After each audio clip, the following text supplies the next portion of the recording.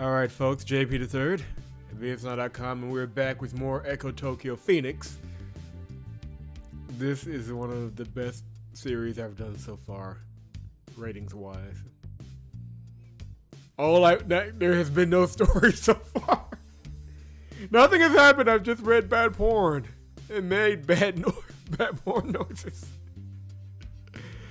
I don't know if that says something about the game or about my ability to read the game, but we are going to go forward. We are on a path. We will continue down that path, and wherever that path leads, hopefully there will be some logical sense behind it.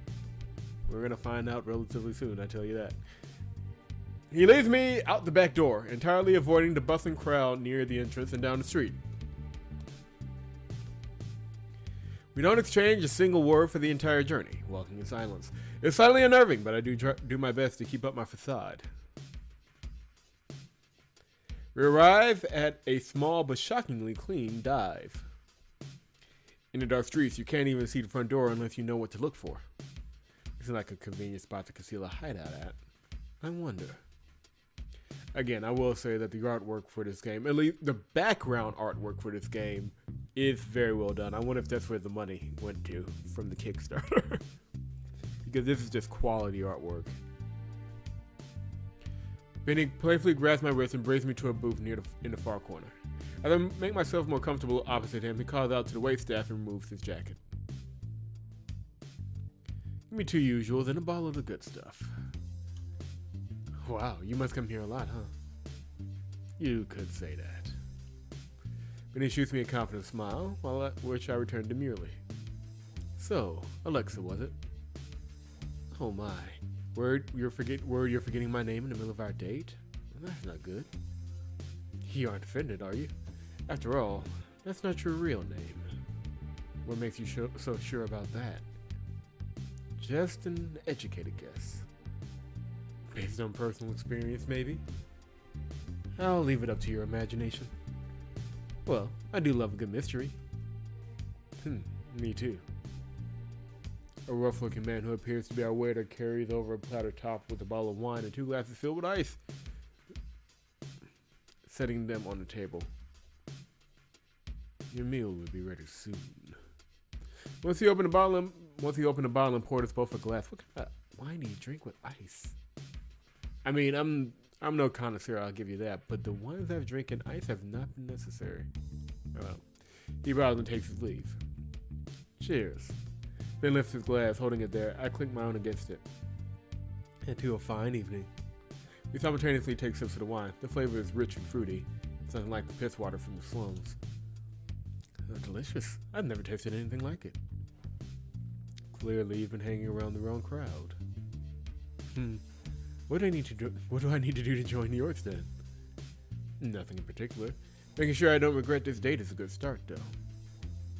Oh, good. That won't be difficult. And here I was worried I'd need to sign my soul over. Not yet, anyway. Okay, wait, what? Okay, I know they're recycling gifts here. Not gifts, but graphics here. But literally. Old man, gray hair, gray suit, blue shirt, purple tie. Young man, unless this is supposed to be the waiter, and why would they have the waiter in this particular shot? I don't get, but black suit, black hair, clearly younger guy. What the hell is up with her head? Why are her tips that huge? What is going on with the art of this game? As we share a chuckle too, both a fragrant soup arrive in front of us. I can't help but notice that it seems more like something that would be served at a fancy restaurant than a hole-in-the-wall dive. The main course will be finished soon as well. Thank you. The waiter walks away, once waves off by Benny. This looks delicious. What's it called? It's pumpkin soup. It's something of a delicacy in these parts, I suppose, since gourds are difficult to grow without light. I see. I don't think I've ever heard of it, actually. But try it. It's delicious. Taking spoonfuls of the orange soup, I lift it to my lips. The taste is a delightful mixture of sweet and savory, and the cream topping helps to blend in the opposing flavors. It really is. I never tasted anything like it before.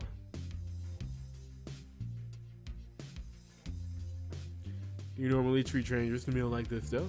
I have to wonder. Only if they catch my eye. He winks seductively before enjoying his own bowl of soup. Right. This is working out perfectly for me so far. Next, I'll need to figure out when to slip him the sleeping drug Daedalus gave to me. If any plans on bringing me back to his room afterwards, it can't be too far away. Still, I need to be careful about when I do this. Now, well, I get the feeling it should be now, but we'll hold off. Mostly for comedic effect. No, now it's not the right time. The waiter said there's still another course to go. We get through the course in relative silence. Soon after, the waiter returns with 2 plates of high-class looking steak and mashed potatoes. Even the plates and presentations are unbefitting of the restaurant.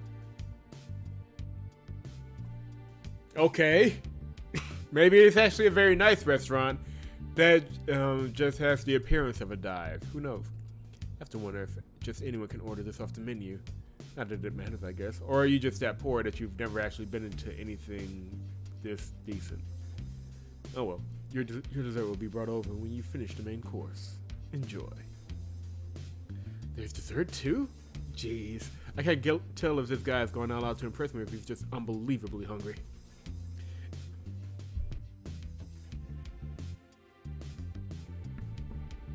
Excuse me. I dip my knife into the meat, and the inside is cooked to a perfect medium rare. I've never seen such juicy steak. The chef in here must be very talented. He was scouted from the upper city slums, or so I hear. You sure seem to know a lot about this place. Maybe I do. Yeah, he owns it. I finally take a bite of the meat, and it's absolutely delectable. So much so that I almost feel guilty about what's to come. Almost. Now might be a good time to skip him that drug.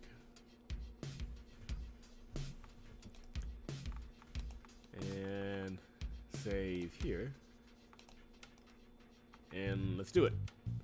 I make a show of gazing out the window next to us, beaming and giggling. I haven't had this much fun in a long time. Echo Tokyo honestly is gorgeous when you're in good company. As planned, Benny follows my gaze, turning away from the table. Well, I certainly can't disagree. In a rush, I retrieved the sleeping capsule from its hiding place beneath my skirt and grind it into a powder between my fingers before dropping it into his glass of wine. How does he not notice any of this? He's looking at a mirror that should reflect her and what she's doing. Afterward, I casually pick up my own glass and take a sip. I'll admit I'm surprised, though. I would have figured you lived a life of excitement, partying and drugs and such, like all the other girls. I know it was part of when he said drugs. Thankfully, I don't think he notices. No way. That isn't my gig. Truth be told, I saw a few of my girlfriends go down that path, and I didn't like who they became. Yeah, I can understand your fear. With the awkward, somber atmosphere, we transition to quietly finishing off our meals, exchanging the occasional coincidental glance. I breathe a sigh of relief when Benny takes a long sip of his wine, unknowingly consuming the sleeping powder. It feels like victory is already on my lap. Finally, the waiter brings us over dessert, 2 mismatched slices of cake. Wait a second. If this is what Benny usually orders, then... Well, now I feel offended. I apologize, but it turns out we already run out of your usual choice, sir. I brought you a slice of each of what we had left instead. Benny grimaces so hard I wouldn't be surprised if he developed permanent frown lines from it. At the least, I feel a little better, knowing my suspicion was incorrect.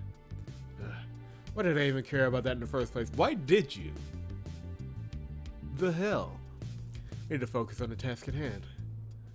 It's alright. The waiter returns to his station, although Benny's frown remains firmly on his face. Not what you were hoping for, huh? Unfortunately not. I suppose it's my own fault for not informing the kitchen ahead of time, though. Or maybe they should have been ready for you if you were regular. I don't disagree, of course. I'd just rather not give the establishment the problem of having to fire their crew and then hire a new one again. The place closed down for 2 weeks the last time, you see. That's your issue with that? Jeez.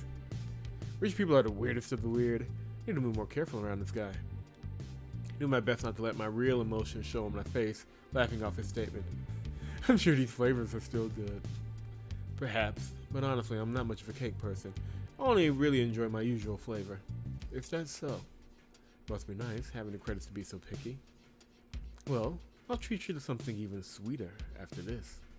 I seductively take a bite of cake as I finish speaking, batting my eyelashes at the man. He eats it right up, smirking like a fool. I'm already feeling better. Let's finish this quickly so we can get to the main event. Sounds like a good idea to me. The slices aren't large to begin with, but we finish them off in a matter of minutes. And he's back to being an old guy. Okay. Benny slides out of the booth and steps beside me, seductively placing a hand on my shoulder and lightly running his finger along his fingers along my back. Let's go. The man leads me towards the back of the dive and over to a barely visible door. He opens it to reveal a staircase, motioning for me to walk up first. After you. Alright. At the top of the stairs, there's a small hallway with a few more doors. Benny slips past me and unlocks one of them, stepping in while giving me a come hither gesture. And again, oh my god. This is the exact same bedroom. The room is somehow even larger than the restaurant downstairs. Really? Really? My mind can't even begin to comprehend the logistics of that fact, so I decided to focus on the task at hand doubly hard. Kneel down and suck my cock, Alexa. Okay. Wow, he doesn't waste any time. With a coarse smile, I turn to Benny. I don't want my clothes to get messy. Shouldn't I take them off first? To perfect the show, I give a little wink. That sounds like a fantastic idea. The drug I better kick in sooner than later. This is ridiculous. I shed my first layer of clothing, leaving me and only my underwear. Benny beams, carefully taking in the side of my body. As if on cue, however, he begins showing clear signs of tiredness. His head squaring his shoulders ever so slightly, and his eyelids seem to become heavy. What's the matter? Oh, nothing? Just to be on the safe side, I keep up the charade. I'm moving closer to him and kneel down with a naughty smirk. I'm suddenly feeling a little tired. And this game, man. Before things can progress, Benny outright keels over onto the bed. The mattress springs straining against the sudden impact. I can't help but let out a giggle at the absurdity of the situation. Looks really on my side tonight. Could things have gone any more perfectly?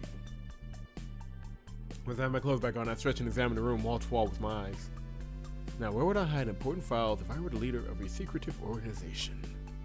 And again, he is a bit older than I was expecting. There might be some paper documents too. I need to search this place thoroughly. There are those two other rooms as well. I need to make sure no one else is in them before I go in though. Anyway, one thing at a time. I start searching through the drawers and cabinets in its general vicinity, but they're mostly filled with clothes and other personal effects. If this room is basically where he comes to bang his conquest, why would he leave any documents there? Wouldn't they be in a secure place? Like, it's not like he took her, like, he didn't say this is my home. Come on in. It's not like he drove you back to a mansion or anything. He literally just took you to a random ass apartment. I mean, of course the file's going to be here because this is a badly written game. I'm just saying. Doesn't this guy have an HDA somewhere? They're practically the lifeblood of Echo Tokyo. When I hear the bed creak and Benny moan in his sleep, I come to the realization that I need to search his person. Oh boy, this is going to be fun. Please don't wake up. Taking a deep breath and then crawl on the bed. I dig my hand into each of the man's pockets and pull out whatever I can find. Most of it is useless, but I do, thankfully, locate his HDA. Red and Blue gave me a hacking device for this, so I retrieved the USB using a USB. Okay, whatever. Slides the device in my pocket and plug it into the HDA's port. It bypasses the password screen and quickly begins copying all of his data. Once I'm sure I have everything, I put the machine on the nightstand and leave the room, satisfied I won't find anything else. I put my ear against the door of the next room and listen carefully, but there doesn't seem to be anyone inside.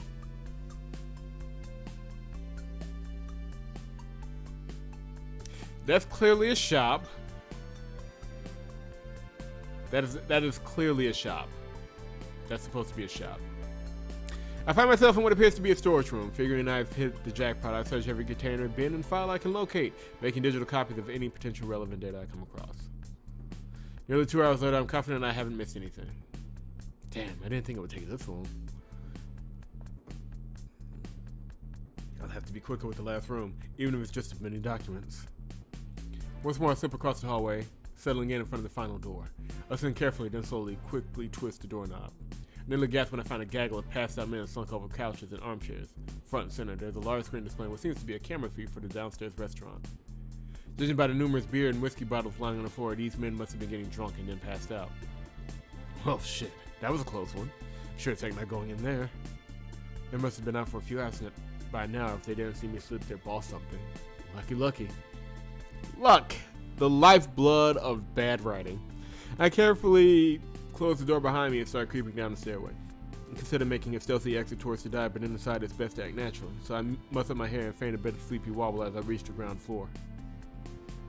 It's pretty empty at this time of night. Makes sense. The waiter, who's leaning against the wall, falling asleep, faced me no particular... Okay. I'm assuming, just based on the setup so far, that this restaurant is actually supposed to be a really secure place where this guy, who is possibly a crime lord, I don't know anymore, can take people that he wants to bang. Fair enough. Why is nobody doing the job? Again, the lifeblood of lazy writing, I know. But come on! I slip out the front door and quite uneventfully head home for the night. Nothing. Whatever. In the morning, after treating myself to a nice breakfast and a hot shower, I gather my materials from the night before and head over to the casino.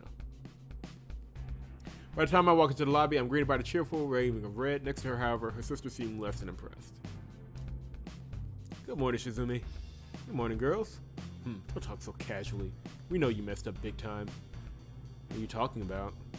First, I return Red's hacking device. She curiously examines it with her eyes before connecting it to the port of her HDA. Let's see here. Wow. The woman's face becomes taut with shock. Look at this, sis. She's got a full copy of their database. Of course she did. There's more personal information here. This is literally nothing here other than the bad sex scenes.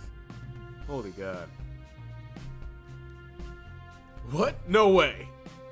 Yes, I'm a potential crime lord. I'm just going to keep the entire access to our entire database of crime in my pocket. Because why not? The blue-haired girl leans over, her own face becoming stricken with surprise when she sees the screen. How the fuck did you manage that? It was easy. Believe it or not, that was all from their boss's HDA. What a damn idiot. That's not all, though. I pulled a thumb drive out of my own HDA and handed it to Red. I managed to soup around their base a little last night. That has a copy of everything that you might find useful. I thought you might find useful. Red plugs in the device and flips through a few of the files contained within it. After a minute, a cheek-to-cheek grin covers their face. I'm impressed, Shizume. You've gone above and beyond. I'll admit this is better than I thought you'd do. Forgive my sister. It takes her some time to warm up to new people, especially other women. Hey, I'm not warming up to any whore. That's exactly why I'm so impressed, you know? Well, it doesn't bother me anyway. I don't need to be friends with everyone, especially not my clients. It does sound like good business sense. Oh, by the way, how did the operation go overall? Did you have any issues? None. I mean, I almost walked straight into a room with about a dozen cronies who were passed out drunk, but no one woke up or suspected a thing. Fantastic work. If you could keep up this quality of work, literally, if you could just go eat dinner, get a guy to pass out, and walk out, you can keep this job. Your help will be invaluable to this casino. Even I have to admit that it was good work. I'm flattered you say so, Blue. Red too, of course. Give me your transfer number and I'll send your payment. With a little bonus. My treat. Sure, thanks. Once the transfer is complete, I turn around, but then I feel a hand on my shoulder. Wait, why don't you come with us for a bit? Are you serious, sis? Why not? She might be just what we're looking for. For what? We can't afford to have any mess ups with this one. Oh, it'll be fine. Don't be such a worrywart. So, Shizume, what do you say? I don't understand what's going on. Ah, good point. Well, we can't talk about it in the open anyway. Come with us. I'm suddenly dragged towards the elevator by the arm. What in the world is going on? The three of us step into Daedalus's office, and the man turns to face us behind his desk. He looks surprised when he spots me. To what do I do pleasure this morning, Shizume? Good question. I was just sort of dragged up here. Sorry for the intrusion, sir. We have a report for you. Continue. As you requested, we finally identified the culprit. What? Okay, what's about to happen now behind the robbery? Daedalus freezes, his expression is slowly melting into one of disappointment. I had nearly forgotten about that. I am a terrible crime boss. It's obvious, isn't it? Are two of you losing your touch? I could have swore I assigned that task to you last month. Well, technically it's not their fault. If you forgot about it and didn't keep on your own subordinates to finish the job, you really can't be mad at them. We apologize, sir. Please forgive our incompetence. Yes, we're sorry. The perpetrator is a single person, believe it or not. They were able to cover their tracks efficiently because of it, and their work was also quite frankly, clean. Thankfully, we were able to find a few videos from the security feed that we believe captured the culprit. We found a lead based on that information. I see. For now, you're forgiven. If your intel is inaccurate, however. I swear on my life that it isn't. I personally looked into the investigation myself, sir. Is that so? Well, you two are good at what you do, Blue. It must have been quite difficult then. It was. Thank you for the compliment, sir. In any case, we would like to get your permission to hire a fixer to deal with the target, someone who can be easily traced back to us. What do you mean, not easily traced? Oh, you have done no cash transactions. Everything has been transferred from y'all's accounts into Shizume's accounts. There's a mountain of evidence connecting you four. Good God. My ears perk up at the mention of fixer. If this person is as clever as you say, then that will most likely be for the best. And so we would like to hire Shizume again. She did an absolutely spectacular job last night. Dare I say flawless? Yeah, she had a great dinner and left. Right, sis? It was alright for a slut. I'm sure she did quite a good job. Consider your request approved, assuming Shizume agrees to it, of course. Do I really have any other choice? I can't let myself go back to being an escort. I'll take all the fixer work I can get my hands on. I'll do it. And there you have it then. I'll let the three of you handle the arrangements. Yes, Mr. Dark, sir. We won't let you down. Back to the elevator, slave. Slave? I guess it's better than slut, though. I moved up the ranks. Back on the ground floor, Red and Blue whisked me away to a quiet corner of the lobby. Now then, let's start with the basics of the case.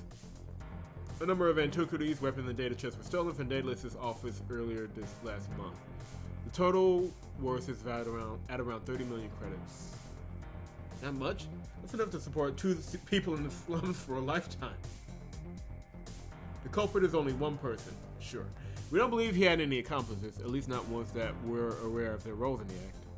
Based on my findings, the suspect is most likely a man in his late 20s. He's around 6 feet tall, with a well-built, toned build. Has pale skin and short, choppy brown hair. Also seems to have scars on his arm. You have a name? Fingerprints? Data? Something a little bit more fungible? Wow, that description fits half of the male population. Our recommendation is to start investigating into something. With what? It's true that we do get a lot of guests from the upper city, but 30 mil is nothing to them.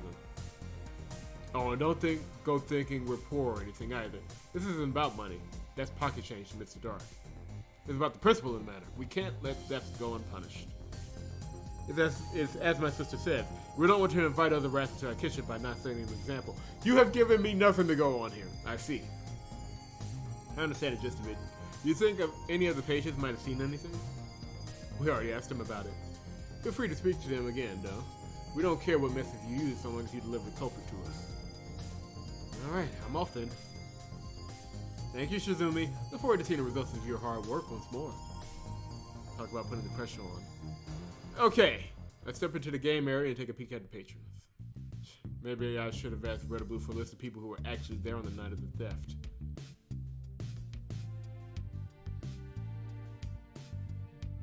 I can't speak anymore. The incompetence.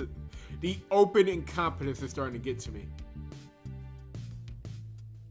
Well, I guess ask around about suspicious people. That might earn me a lead or two if I keep up with this lucky streak.